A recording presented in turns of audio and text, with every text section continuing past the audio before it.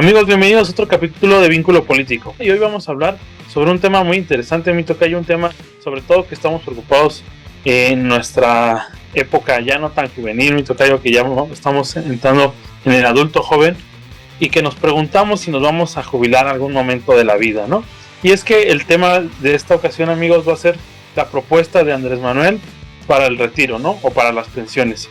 Sabemos que años atrás había modelos de pensiones garantizables, universales, con el 100% de nuestro sueldo, y que realmente te podías jubilar a una edad digna, sin tantas horas laboradas, con un sueldo bastante digno, y que ese dinero pues te alcanzaba básicamente para seguir viviendo cómodamente. Desgraciadamente, con el periodo neoliberal, mi tocayo y auditorio, se fueron perdiendo estas garantías del trabajador, se fueron echando atrás las reformas que se ganaron con las pensiones, los afores, cada vez te daban menos, hubo varias contrarreformas para quitar estas pensiones, y finalmente la última estocada la dio Zedillo por ahí en su periodo, cuando ya no, básicamente ya no se alcanzaba el 100% de las pensiones, ya te daban más años de laborar, ya te dan varias semanas. Entonces ahí los que cotizamos después del 97, pues ya tenemos un patrón de jubilaciones pues bastante bajo.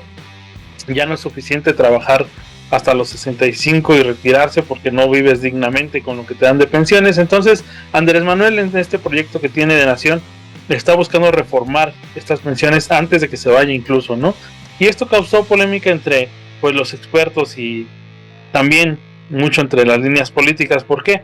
Porque se argumentó desde hace varios años ya que este sistema de pensiones que teníamos antes, de dar el 100% a los trabajadores que vivían dignamente, que se retiraban relativamente más jóvenes que ahora, pues era como insostenible, y así lo dibujaban, ¿no? Y sacaban argumentos como: es que la población mayor ya es mayoritaria en México, es que los recursos son muy pocos para repartir, incluso había gente que decía que pues era básicamente endeudar al Estado, y la infraestructura estatal se estaba endeudando, ¿no? Con un modelo de pensiones de ese estilo. Y pues bueno, más allá de los números y del análisis económico, son líneas políticas.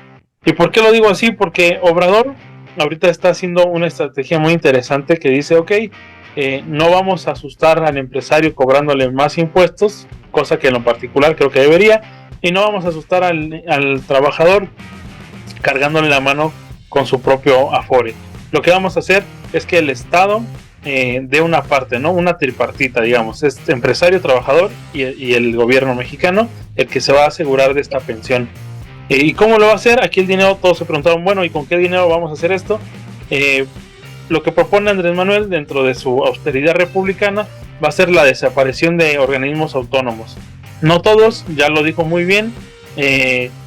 Usó como ejemplo, y creo que fue el más sonado, del INAI, el Instituto de Acceso a la Información y Transparencia, que cuesta como 1,000 millones de pesos, y dice que todo ese dinero se vaya a los afores, ¿no? Básicamente dice que los institutos autónomos pues son coladeras de corrupción, se inventaron para que el ejercicio del poder fuera más funcional, ¿no? Y más corrupto todavía.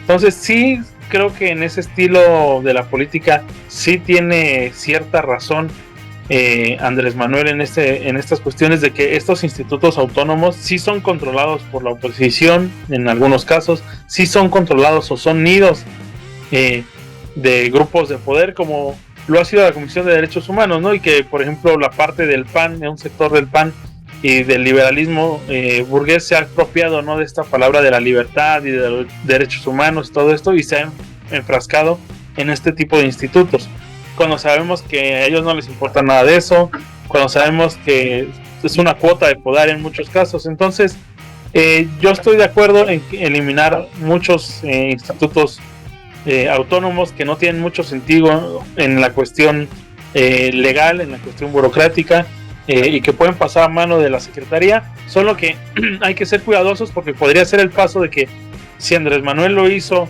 con INAI, o que lo hace con COFESE, con el IFT o la CRE, que son comisiones reguladoras de energía, del institutos de telecomunicaciones, otros institutos autónomos, También hay otros institutos que no se van a tocar ahorita, pero en el futuro no lo sabemos, como son Banjico, como el INE, como la Comisión de Derechos Humanos. Entonces solamente habrá que ser cuidadosos, y habrá que ver qué tanto espacio de poder sigue controlando Andrés Manuel, porque yo veo más allá, insisto, de las cifras, que es un intento de Obrador para que seguir extendiendo sus lazos políticos, sus brazos y su fuerza política, mi tocayo, para el control de los siguientes sexenios. Sí, aparte electoral lo mencionabas muy bien porque estamos conscientes de que ya acabaron las precampañas y López Obrador mencionó que el 5 de febrero va a mandar la iniciativa a la Cámara de Diputados y después que se discuta en la Cámara de Senadores en caso de que pasen diputados de esta propuesta de reforma de pensiones, porque evidentemente la medida política es hacer que se siga hablando de cuestiones políticas electorales para el proceso electoral que va a iniciar después ya en marzo de este año para elegir a la siguiente o al siguiente el siguiente presidente de la República. Y en ese sentido López Obrador lo que está haciendo como jugada política es decir, yo estoy proponiendo el modelo como tú mencionabas tripartito, en donde el patrón, el trabajador y el Estado asumen lo que es el costo de una pensión para el trabajador común. Y ya sabemos que el PRI, el PAN y el PRD van a estar en contra para no afectar la medida de las grandes corporaciones, tanto nacionales como multinacionales, y obviamente eso lo va a dejar posicionado en términos de estrategia política, que estos partidos no están preocupados por el bienestar. Entonces, si estos partidos demostrando que pueden tener los votos suficientes para que no pase esa reforma constitucional, electoralmente quedan marcados como personas que no están interesadas en los trabajadores y ya empiezan a barajear de una vez la posición de que con qué recursos se van a pagar este modelo de pensiones. Pero la cuestión aquí que tú mencionabas muy bien es que tenemos otros órganos del Estado que son onerosos, son muy caros.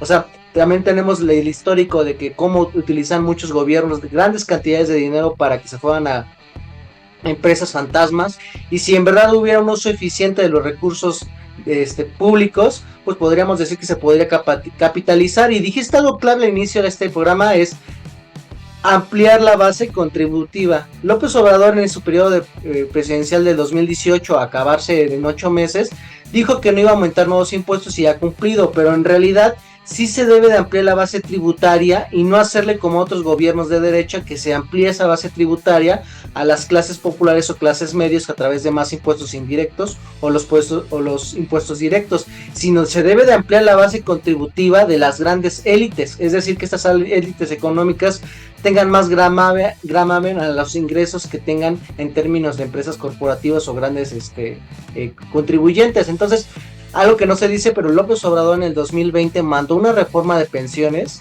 en donde aumentó el nivel de contribución del patrón, de cuánto tenía que contribuir. Es decir, anteriormente el trabajador aportaba el 2% de su sueldo a los ahorros y el patrón daba el 3%. Y lo que aumentó con la reforma de López Obrador aumentó a 13%. Entonces hubo un aumento de 10% de lo que ya de facto van a ser para las nuevas generaciones. Y bueno, si se empieza todavía a meter más esta agenda en la discusión pública, pues sí, poder ambicionar más adelante que las clases trabajadoras podamos retirarnos en condiciones dignas laborales, porque bueno, hay otros modelos de naciones donde se retiran con 60, 70 o 75% del último salario reportado, pero en promedio, si bien te va, solamente te retiras con el 26, con el 27 y en el máximo tope es con el 50% de tu salario. Y eso que no se habla de los modelos de contratación que tienen las empresas, porque es una combinación de desajuste que tiene el empleado durante sus más de 30 años de vida laboral. Outsourcing, es decir, que tú no trabajas directamente con la empresa que te está contratando. Modelos donde, aunque tú oficialmente puedas ganar a lo mejor 3 o 4 salarios, pero oficialmente nada más cotizas 1.5 en el IMSS. Entonces, eso no se olvida. Contratos temporales de 3 meses, contratos individuales de trabajo, y obviamente que sabemos que existe todavía el fenómeno de sindicatos blancos, charros o que no tienen ninguna defensa del trabajador. Entonces, si hacemos esas combinaciones y otras más que me faltaron, pues nos vamos a dar cuenta que las condiciones de ahorro junto a las condiciones laborales, junto a las condiciones de organización y sumándole la lógica de que nos impone el modelo educativo y el modelo de medios de comunicación de despilfarro y no el ahorro, pues vamos a tener situaciones en donde pues medianamente se va a resolver la situación de las necesidades de las personas de la tercera edad con la pensión, que es universal en términos constitucionales. pero también sería bueno tener buena situación de una pensión producto del ahorro de los trabajadores, y ese ahorro se da a partir de que te descuenten de tu salario para tu futuro.